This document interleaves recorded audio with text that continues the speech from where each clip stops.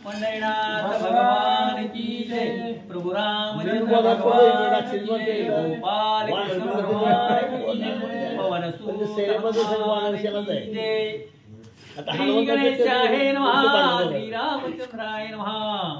जय mini मनेगा भारता सावधाई पुढील कथा दूत बघे ते अशोभरता कळो आली पार्थाते। ग्रंथ करते श्रीधर स्वामी या ठिकाणी सांगताय जैमिनी ऋषी जन्मेजय राजाला वैशंपायन महाराज बोलतायत पुढची कथा। सैन्यपाळानं यज्ञाचा घोडा पकडला, घोडा धरला, पुन्हा त्या ठिकाणी काय काय झालं सगळं सांगतो ऐका। म्हणतात ध्वजाग्री होता हनुमंत तेने सांगितला वृत्तांत। मैने सैन्यपाळ विरोध भूत तेने श्याम कर्ण धरिले। आणि ध्वजावरती हनुमंत होते त्यामुळे हनुमंताला पुढचं काय चाललंय सगळं दिसत होतं।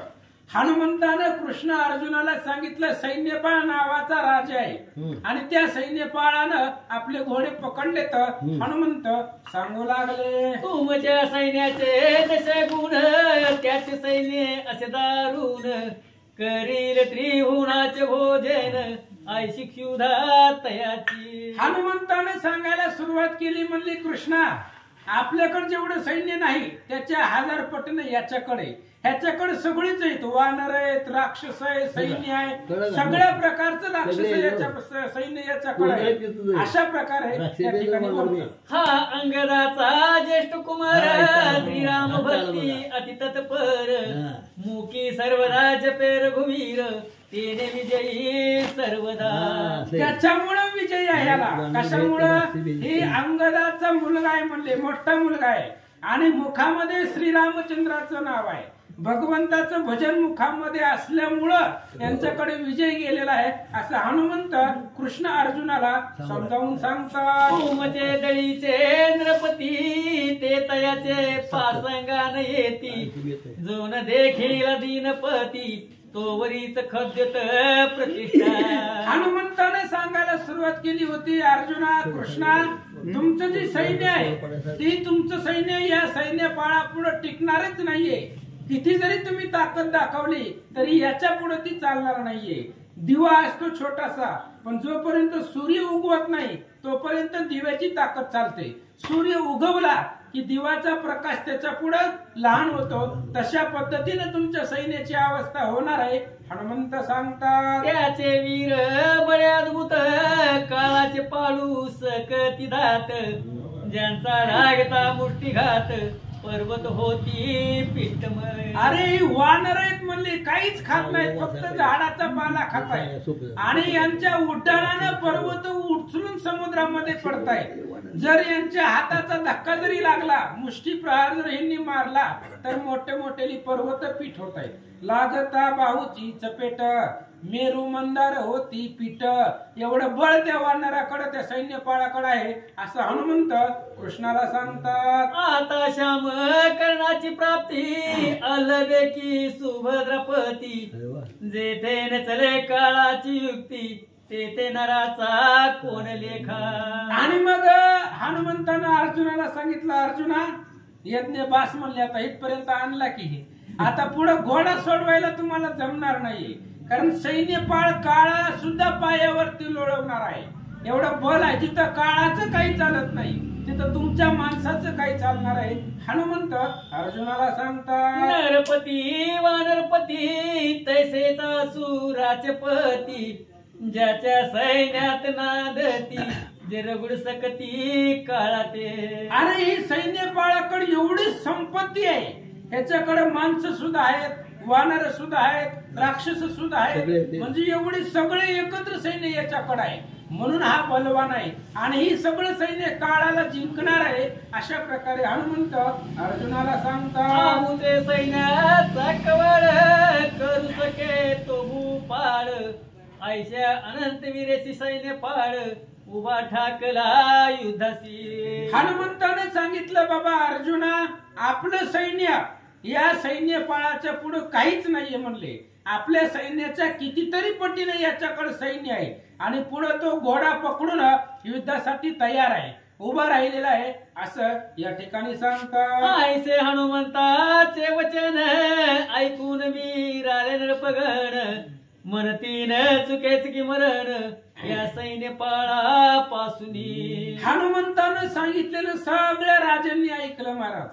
राजांनी विचार केला हनुमंत सांगतात म्हणजे काय खोटं नाहीये, खरंय म्हणले ते. आणि एवढ्या अथांग सैन्याच्या दळापुढं आपण कसं युद्ध करावं, आता आपलं मरण निश्चितच आलंय असं ती अर्जुनाच्या साईडची राजे लोक विचार करू लागले. सत्य कुटुंबासी अंतरलो काळवदनी सापडलो येथून जरी पुन्हा वाचलो तरी भाग्य पार नाही. त्यांनी विचार केला महाराज राजे लोकांनी, हे हनुमंत आणि कृष्ण फक्त भीती दाखवत होते सैन्याला आणि नारद महाराज तिसरं, हे दुसरं काहीच करत नव्हते. ह्यांचं धैर्य खच्चीकरण करायचं, बघायचंही टिकत्यात का नाही. आणि हनुमंताने सांगितल्यावर राजे लोकांनी विचार केला बाबा याच्या पाठीमाग सुद्धा अनेक वेळा मरणातून वाचलोय, आता एवढं एकच संकट आहे, ह्या सैन्यपाळाच्या हातून जर वाचलो तर आपलं पूर्वजन्माचं काहीतरी नशीब समजावं लागेल. कारण खूप दिवस झालं महाराज कुटुंबापासून लांब आलोय, बायकोची भेट नाही, पोराची भेट नाही, काय घरी चाललंय काय कमी आहे तीच माहिती नाही म्हणले, घरीच गेलेलो नाहीये. त्याच्यामुळं आता ह्याच्यापासून जर वाचलो तर पाठीमागचं अनंत जन्माचं पुण्य आहे आपलं, असं ती राजे लोक विचार करतात. तव कपिस बोले यदुनंदन हे तू काय बोलसी वचन जेने वीर श्रीचे होय पलायन ऐसे वचन काय बोलसी. आणि हनुमंताचं बोलणं ऐकून श्रीकृष्णानं हनुमंताला सांगितलं, हनुमंता नाही करणं होत तर बोलतो तरी कशाला, तुझ्या बोलण्याने सगळं घाबरलंय सैन्य म्हणलं. जर आपल्याला युद्ध करणं हो आणि आपल्याला करणं होत नाही ते अशक्य नाहीये, तू सगळं सर्वस्मध्ये श्रेष्ठ आहे तू, तरी सुद्धा तू ज्या तुझ्या बोलण्यानं वीराचं धैर्याचं खच्चीकरण होईल, ही सैन्य पळून जाईल असं तू का बोलायला श्रीकृष्ण हनुमंताला बोलतात. सकळारणी जिंकावया राज मिळले वायुतनया तयांचे पोटी न घाली भया कपिराया सुजाना. आणि हनुमंताला सांगितलं भगवंताने म्हणले हनुमंता तुम्ही बुद्धिमत्तामध्ये वरिष्ठ आहे असं शास्त्र पुराणामध्ये सांगितलंय, बलबुद्धिवान आहेत तुम्ही. मग ही सगळे जे राजे जमा केले त्या सगळ्या राजांनी पृथ्वीवरचे सगळे राजांना जिंकायचंय आणि मग यज्ञ पूर्ण करायचंय असा यांचा फोन आहे. मग तू ह्यांच्या पोटामध्ये ह्याची भीती का घालायलाय, भगवंत हनुमंताला बोलतात. हे तो मला नृपनायक यांचा काळासी असे धाक या पुढे सैन्यपाळ मशक तो कट्यावानीसी कपीश्वरा. आता कृष्ण बी अर्जुनाच्याच पार्टीचा आहे आणि हनुमान बी अर्जुनाच्याच पार्टीचा आहे. एक ह्यांच्या बळाचं खच्चीकरण करतय आणि एक बळ वाढवतय, म्हणजे आपल्या भाषेत झाडावर चढवतय. त्यावेळेस त्यांनी सांगितलं, कृष्णाने सांगितलं काय हनुमंता बोलायला माहित नाही का तुला, त्यावर शकीतूचा पराक्रम, बब्रुवानाचा पराक्रम, अनेक राजे आहेत जे काळाला सुद्धा जिंकतील आणि यांच्या पुढे सैन्यपाळ सुद्धा काहीच नाहीये. भगवंत हनुमंताला बोलतात, वीर मिळवणी सकळीक युद्ध करतील अलौकिक उभय दळाचे रण कौतुक आम्ही तुम्ही पहावे. कृष्ण आणि हनुमंताने विचार केला आपण रणांगणामध्ये जायचं नाही, आपण फक्त लांब उभं राहायचं. हे जे बाकीचं सगळं सैन्य आहे ते सर्व सैन्य आणि सैन्यपाळ काय करायचं त्यांची ती बघून घेतील, आपण बाजूला उभं राहून ह्यांचं युद्ध पाहू असं श्रीकृष्ण हनुमंताला बोलतात. पार्थ म्हणे मारुतीसी काय भय संचरले तो मानसी स्वल्प धनंजय राशी करी दग्ध क्षण मात्रे. आणि मग त्यावेळेस अर्जुनाने सांगितलं, हनुमंत म्हणले तुम्ही कशाला घाबरताय, मी असताना माझ्याकडे एवढं बलवान सामर्थ्यशाली धनुष्यबाण आहे आणि माझ्या पुढेही सैन्यपाळाचं सैन्य काहीच नाही म्हणले, तुम्ही मनामध्ये भीती का धरले. अशा प्रकारे अर्जुन हनुमंताला बोलतात. अति सूक्ष्म सूर्यकळा परिनिवारित तमाला ना तरी अपार सागर जळा सूळ केले कुंभोद्भय. अर्जुनानं पुरावे देऊन सांगायला सुरुवात केली. म्हणले हनुमंता कसं असतंय, म्हणले सूर्य बारीकच असतो पण सूर्य जर उगवला तर जगामधला अंधार संपतो. सूर्यानं अंधाराचं निराकरण होतं किंवा किती बी अथांग समुद्र असू द्या त्या समुद्राचं अगस्ती महाराजांपुढं काहीच चालत नाही, तसं माझ्या पुढं हे सैन्यपाळाचं काहीच चालणार नाही. अर्जुन महाराज बोलतात, देवी तव कृपे करुण मी निवटीन शत्रुकानन, हे कौतुक श्रीनारायण पाहेल की निज नेत्री. अर्जुनानं हनुमंताला सांगितलं, हनुमंता तुम्ही फक्त आमची साथ सोडू नका, तुमच्या कृपेनं तुमच्या बळावरती सगळं सैन्यपाळाचं सैन्य मारतो. भगवान श्रीकृष्ण सुद्धा माझा पराक्रम पाहतील असं अर्जुन महाराज या ठिकाणी बोलतात. महेंद्रपासी बोले पार्थ तुमचा काय इथं अर्थ, राजे म्हणती क्षात्र पुरुषार्थ सर्वता आम्ही न सोडू. मग हनुमंताचं बोलणं सगळ्या राजांनी ऐकलं होतं. अर्जुनानं सगळ्या राजांना विचारलं, काय म्हणणं आहे तुमचं, पुढं ग्रंथ चालवायचा का बंद करायचा आहे सांगा म्हणले. घोडा जो आहे ते पुढे चालवायचा का घरला जायचं, काय म्हणणं आहे क्लिअर सांगा म्हणले. त्यावेळेस सगळ्या राजांनी सांगितलं, महाराज क्षत्रिय धर्माने युद्ध करणं आमचं कर्तव्य आहे, मग तिथं मरण येऊ किंवा विजय मिळवू ते पुढचा भाग झाला, पण युद्ध करणं हे आमचं आद्य कर्तव्य आहे. सर्व राजे बोलू लागले, धैर्य सदन पाडावे पुरुषार्थ वनन तोडावे, मारावे की मरावे परीन सोडावे श्याम कर्ण. आणि त्यावेळेस सर्व राजांनी सांगितलं, अर्जुन महाराज तुम्ही पुढे चला, आम्ही तुमच्या पाठीशी आहेत म्हणलं. आणि धैर्य पुरुषार्थपणा सोडायचा नाहीये. काही जरी झालं, जिंकणं किंवा मरणं ही पुढचा विषय राहिला, पण जीव जरी गेला तरी श्यामकर्ण दुसऱ्याच्या हातामध्ये जाऊ द्यायचे नाही, तर असा विचार सर्व राजे करू लागले. ऐसे नृपद्रढ बोलती परी अंतरी भय पावती, जेवी खळ सांगे धर्म नीती परी अंतरी नसे की. आणि मग त्यावेळेस सांगितलं महाराज, हे बघा सगळे राजे बोलू लागले पण वर्ण बोलू लागले. राजे अंतःकरणामधनं घाबरलीच होती तेवढं सैन्य पाहून, पण आता बोलायचंय म्हणून बोलायचंय. कर्ण हो अगर काय व्हायचंय ते हो म्हणलं आता बोलायचं. एखादा खळ व्यक्ती असतो महाराज, दुर्जन वाईट प्रवृत्तीचा, आणि तो इथं बसून पुती सांगायला लागला, म्हणजे तो धर्माच्या गोष्टी सांगायला, पण त्याच्या अंतःकरणामध्येच वाईट असतं. अशा प्रकारे या ठिकाणी बोलतात. देवी भ्याले पणाचे दुर्गुण लपोनी बोलती शौर्य गुण, ते यथार्थ मानून सुभद्रा रमण सिद्ध झाला युद्धाशी. आणि ह्या सगळ्या राजांनी अर्जुनाला पाठबळ दिलं. सगळे राजे घाबरले होते, अंतःकरणामध्ये भीती वाटत होती, पण सांगितलं म्हणले अर्जुन महाराज चला म्हणले आम्ही तुमच्या पाठीशी आहे.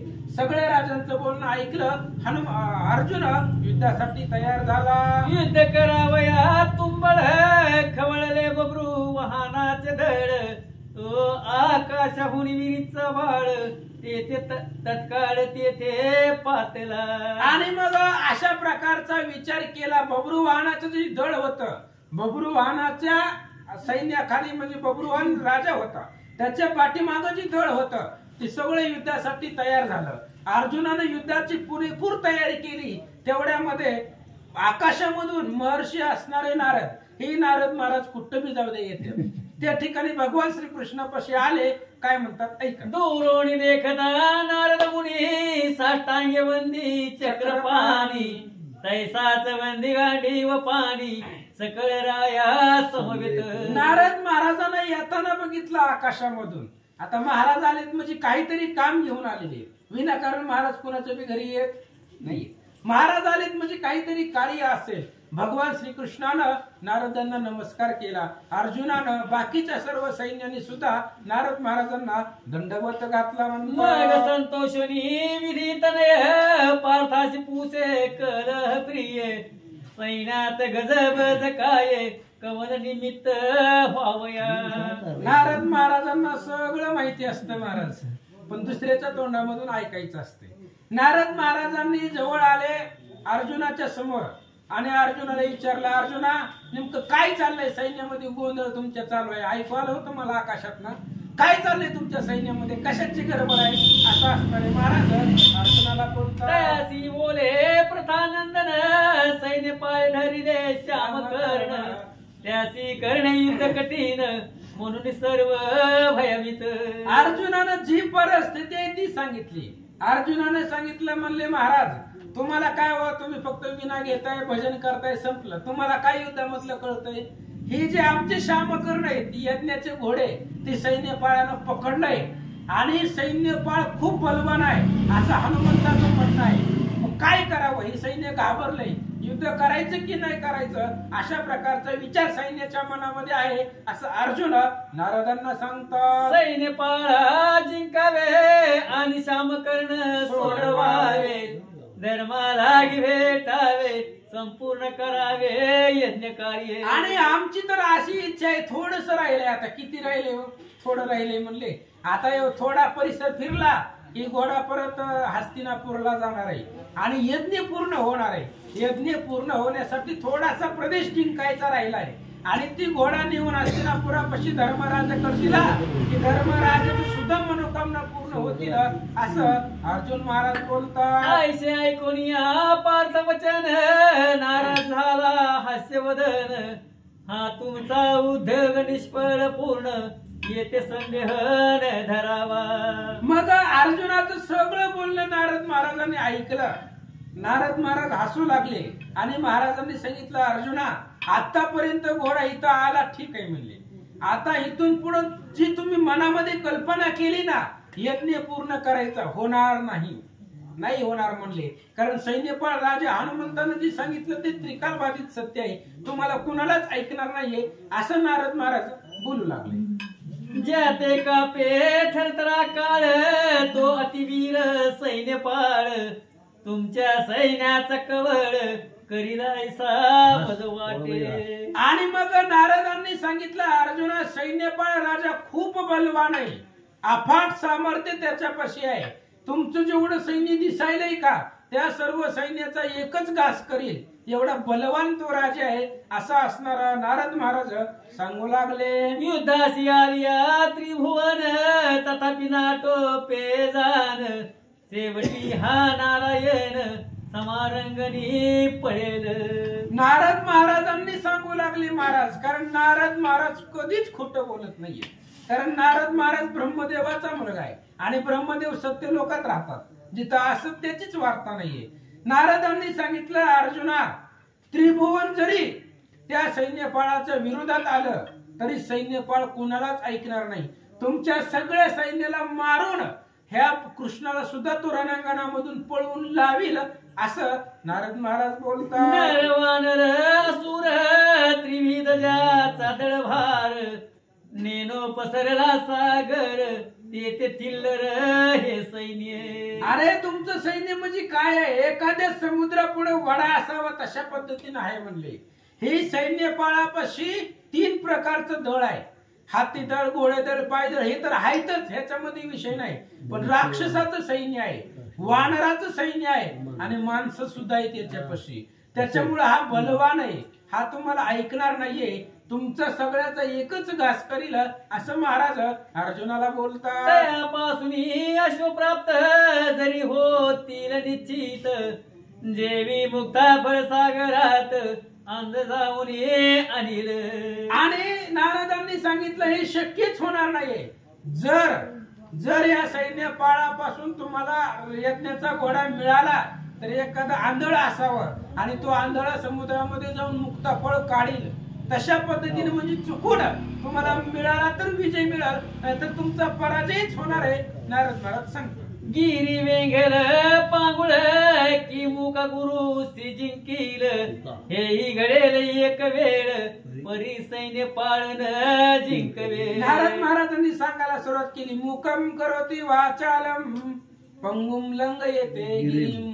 होय, मुका सुद्धा बोलू शकतो, पांगळा माणूस पर्वताचं शिखर गाठू शकतो. ही होईल, न होणारी गोष्ट घडल, पण तुम्हाला घोडा मिळणं अशक्य आहे असं नारद महाराज बोलतात.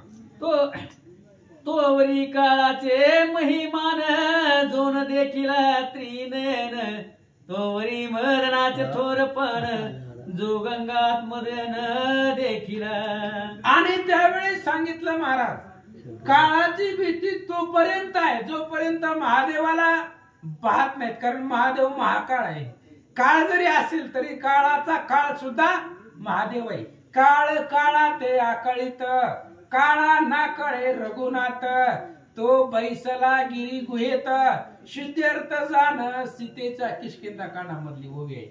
काळाला सुद्धा आकळणारा भगवंत आहे आणि काळाची भीती तोपर्यंत आहे जोपर्यंत महाकाळ असणाऱ्या महादेवाला पाहत नाही.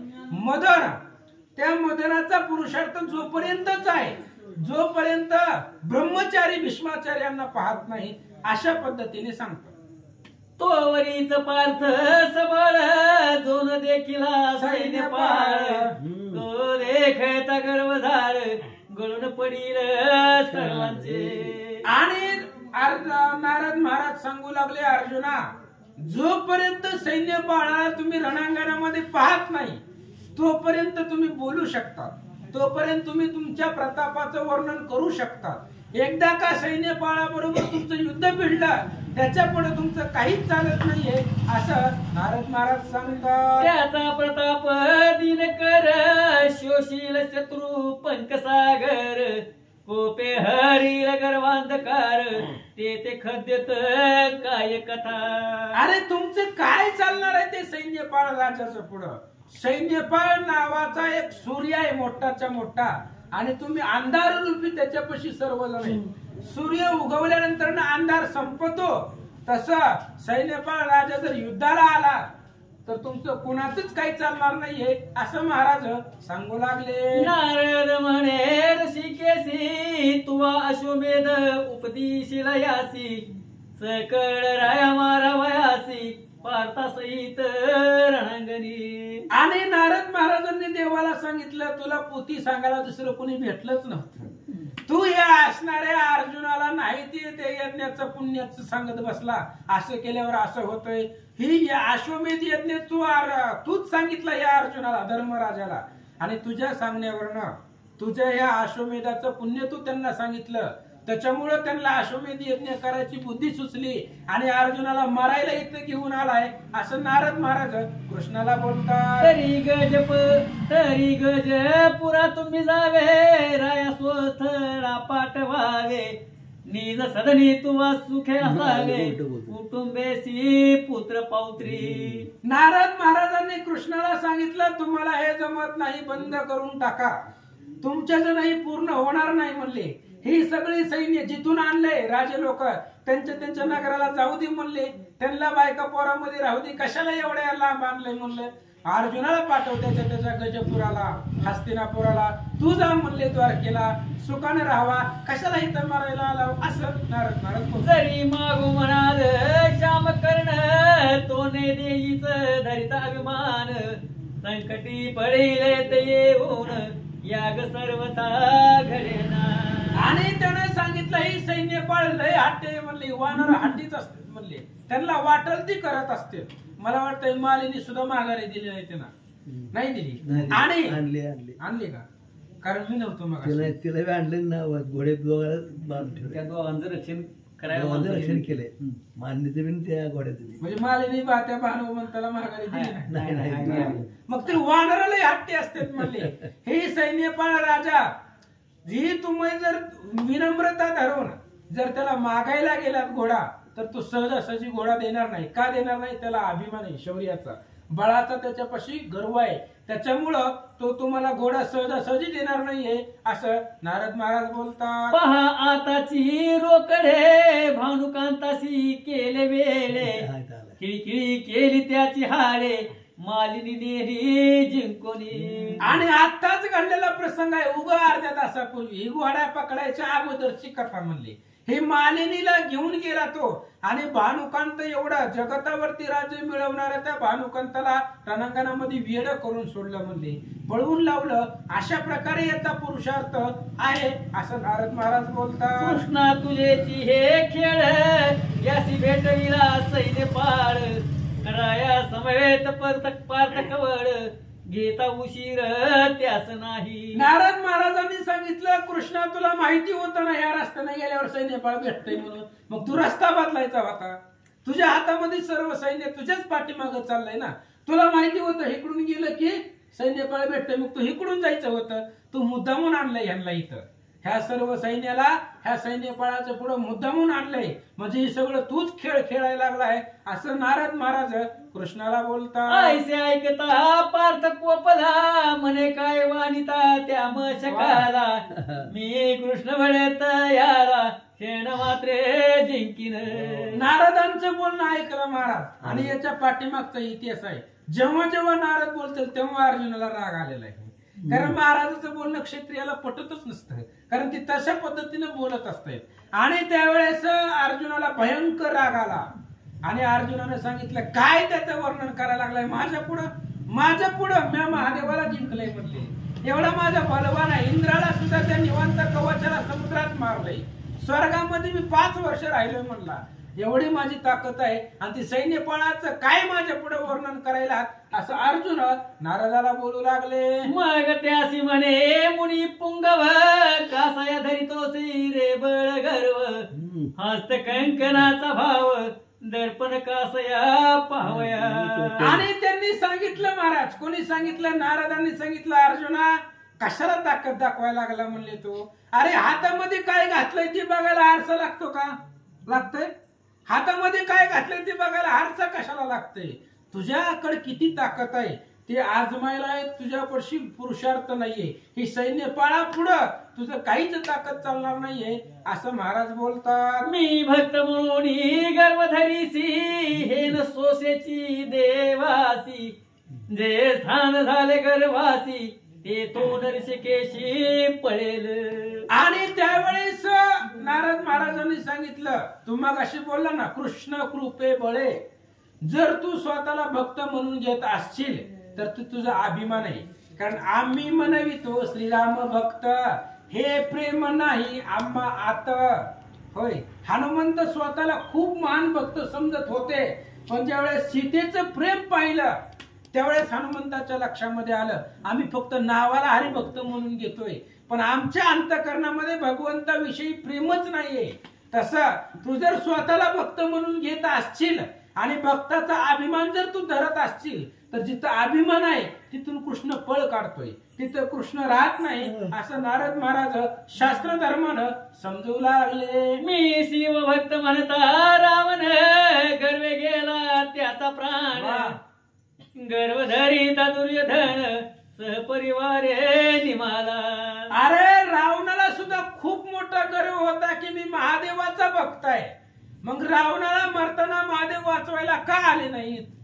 कारण महादेव ज्याचं भजन करतोय तो राम आहे आणि सीता ही महादेवाची स्वामिनी आहे, गुरुपत्नी आहे, मग तिचंच हिनं हरण केलेलं होतं रावणानं, म्हणून महादेव रावणाच्या मध्ये पडले नाहीत, ब्रह्मदेव रावणाच्या मध्ये पडले नाहीत, कुणीच पडले नाहीत. महादेव रावण जरी स्वतःला भक्त म्हणून घेत असला तरी सुद्धा त्याला कुणीच वाचवलं नाहीये. तसंच तुला सांगवले, तू जरी कृष्णाचा भक्त म्हणून घेत असशील तरी तुला जर गर्व झाला किंवा गर्व तू करत असशील तर तुला कृष्णही वाचवायला येणार नाहीये असं नारद महाराज बोलतात. मी मुख्य कृष्ण राणी गर्वधरी तारुक मीनी ती कृष्ण दुर्वाक्य करोनी निर्भीत सली सोयाया.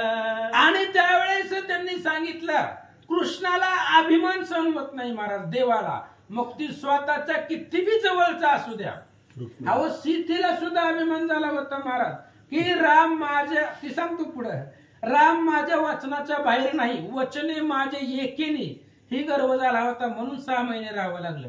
तसं रुक्मिणीला सुद्धा गर्व राहिला होता की कृष्ण हा माझाच नवरा आहे, माझ्या सगळ्या ऐकण्यामध्ये आहे, पण जिथं गर्व आहे तिथं कुणाचंच काही चालत नाहीये असं सांगतात. मुख्य यादवे गर्व केला त्याचा मस्तक उडाला मग तो हयग्रीव झाला हे तू पारता काय नेनसी. आणि मग त्यावेळेस नारदांनी सांगितलं अर्जुना तुला माहिती नाही का म्हणले, यादवाने त्या ठिकाणी गर्व केला, कृष्णानं त्याचं मस्तक उडवलं, आपल्याच कुळातला आहे, यादवांच्याच कुळातला आहे, तरी गर्व झालेला सहन होत नाही, मग तो हयग्रीव झाला.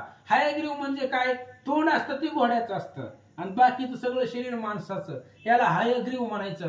तो त्या अवतारा वेशामध्ये गेला असं या ठिकाणी बोलतात. मी वज्र देही म्हणून अहंता धरी हनुमान लिंग उपटीत पुच्छ तुटून आदळला तो भूमिसी. आणि मग हनुमंताने सांगितलं होतं, मज सारिका धूत असता स्वामीस एवढी कोण चिंता, दिव्य औषधी समजता क्षणार्धता आणि हनुमंताने सांगितलं, रामा मी असताना तुम्ही कशाला टेन्शन घेता.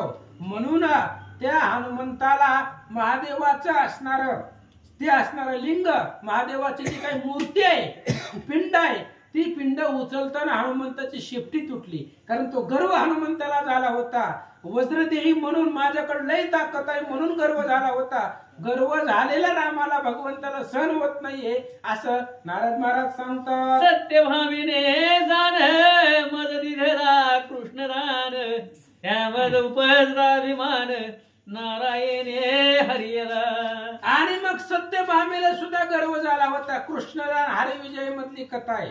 आणि त्यावेळेस त्या असणाऱ्या सत्यभामेनं मला कृष्णदान दिला होता. तुम्हाला माहिती आहे पाठीमाग झालेलं. अशा प्रकारे नारद महाराज बोलतात. या करिता न करी अभिमान, पदोपदी विवेक करून सर्वा घटी भगवान बरुनिया उरलासे. नारद महाराजांनी पोथी सांगायला सुरुवात केली. महाराज ते युद्ध बाजूला राहू द्या, महत्वाचं हे आहे, अभिमान धरायचा नाहीये.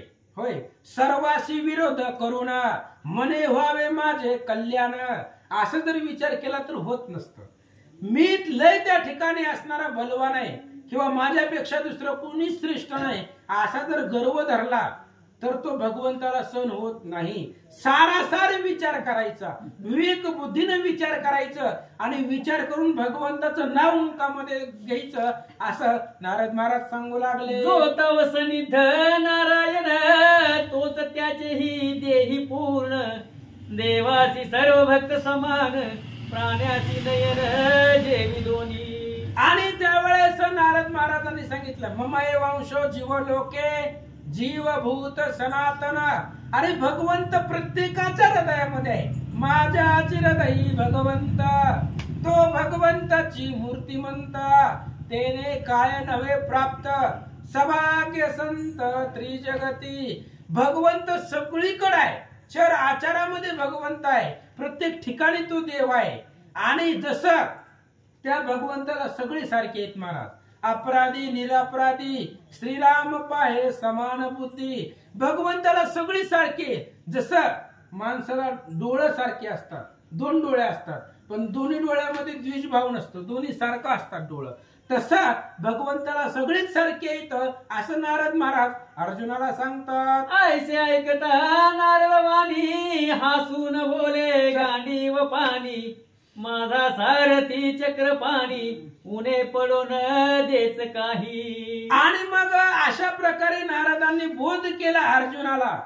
त्यावेळेस अर्जुनानं हसले महाराज आणि अर्जुनानं सांगितलं, महाराज तुम्हाला काहीच माहिती नाही, तुम्ही आज आला तिथं. हे माझं सारथी आहे म्हणले, माझा रथ चालवायचं काम याच्याकडे आहे म्हणले, आणि हेही माझ्यावरती काहीच संकट येऊ देत नाही असं अर्जुन सांगू लागला. याचे प्रसादे सकळ जिंकिले म्या भूमंडळ, तैसाच आता सैन्य पाळ जिंकणे लागेल कृष्ण कृपे. आणि मी आतापर्यंत जी पराक्रम केलाय, मी जी जिंकले ती याच्या बळावरती जिंकले, कृष्ण कृपेच्या बळावरती सर्वांना जिंकलंय. आणि आताही कृष्णाच्याच सामर्थ्यावरती या सैन्यपाळाला जिंकतो असं अर्जुन बोलतात. ऐसे बोलून सिद्ध झाला, वेगे रथावरी बैसला, सकळा भूपलागता झाला, न सोडावा निज धर्म. आणि मग अशा प्रकारे अर्जुन महाराज बोलले, रथावरती बसले, युद्धासाठी तयार झाले. सर्व राजांना अर्जुनानं सांगितलं, जीव जरी गेला तरी आपला धर्म सोडायचा नाही, पाठीमाग सरायचं नाहीये असं बोलतात. रती वैसता धनुर्धर वृष केतू बब्रुवान वीर, सकळ राजे हि सत्वर युद्धकारणे निघाले. अर्जुन ज्यावेळेस रथावरती बसला, हातामध्ये धनुष्यबाण घेतलं, त्यावेळेस वृषकेतू आहे, बब्रुवान आहे, सगळे राजे आपापल्या रथावरती बसली, युद्धासाठी तयार झाले. कृष्णाची आज्ञा करून पाचारीले सेवक जन, मने सैन्य पाळा या रे पुसोन, माझे वचन त्वरित. आता भगवान श्रीकृष्णाने सुद्धा समजावण्याचा प्रयत्न केला. कृष्णानं दोन दूताला सैन्याला जवळ बोलवलं आणि म्हणले जावा ते सैन्यपाळाकडे, माझं काही म्हणणं आहे, माझं जे वचन आहे, मी जी काही बोलतोय ते लक्ष देऊन ऐका आणि तसंच त्या राजाला सांगा. भगवंत बोलू लागले. तूरण खांबा ते रोविसी किंवा सळमिसळ युद्ध करीसी किंवा द्वंद्व युद्धात येसी ऐसे या पुसावे. आणि मग कृष्णानं त्या असणाऱ्या दूतांना सांगितलं की ते सैन्यपाळाला विचारा कशा पद्धतीने युद्ध करणार आहे. द्वंद्व युद्ध असतं म्हणजे वानरा बरोबर वानरच असतात, माणसाबरोबर माणसंच असतात, दोघांचंच युद्ध. त्या दोघांमध्ये तिसऱ्यानं प्रवेश करायचा नसतो, त्याला द्वंद्व युद्ध म्हणतात. मग तू कशा पद्धतीने युद्ध करणार आहे ते त्याला विचारून या. भगवंत बोलतात, जे सांगितले अर्जुन हे तैसेच कथिले सेवक जने त्याचे प्रत्युत्तर दिले तेने ऐसे सांगा अर्जुनासी. अर्जुनाच्या सांगण्यावरनं तो सैनिक गेला, सैन्यपाळाला विचारलं, असं अर्जुनाचं म्हणणं आहे. त्यावेळेस सैन्यपाळानं काय सांगितलं ऐका. रण खांबन लगे रोवणे सकळ मिसळले युद्ध कारणे माझे एक वीरास जिंकणे सकळ मिळवणी एकदा. काय सांगितलं महाराज सैन्यपाळानं, मला बाकीच्या भानगडी करायच्या गरज नाही म्हणले.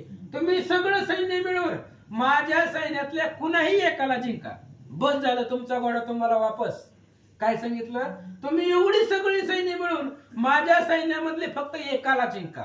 एकाला जर तुम्ही जिंकला तर सगळं तुम्हाला घोडा माघारी देतो, असं सैन्यपाळाचं उत्तर अर्जुनानं ऐकलं. म्हणतात, मज तो युद्धाशी नाही येणे जो येईल तया पुसणे अथवा द्वंद्व युद्ध करणे तुम्हा मानेल तया परी. आणि त्या सैन्यपाळानं सांगितलं, हे बघ म्हणले अर्जुना, मला युद्धाला यायचीच गरज नाही, कारण मला यायची गरजच लागणार नाही. माझं सैन्य तुमच्या बरोबर युद्ध येईल, कुणीही एक जण येईल. त्यामुळे ते एकाला विचारा आणि त्याच्या मनानं युद्ध करायचं नाही, तुमच्या मनानं करायचं. तुम्हाला कसं करायचंय तसं पद्धतीचं युद्ध आमचं सैन्य करील, असं तो सैन्यपाळ सांगू लागला. आधी जिंका नरवर मग ते उठती वानर त्यांचा होता संहार मग असुर भांडती. आणि सैन्यपाळानं सांगितलं, मी खूप लांब आहे म्हणले तुमच्यापासून, मला युद्धाला यायची गरज नाही.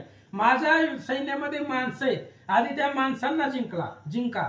जर माणसांना जिंकलं तर वानर येतील, वानरांना जिंका. आणि वानरांना जिंकल्यानंतर ना राक्षस येतील आणि त्यांना जिंकल्यावर मी येणार आहे. ह्याच्यामधलं कोणाला जिंकता ते आम्ही बघता, तुम्ही वाचा.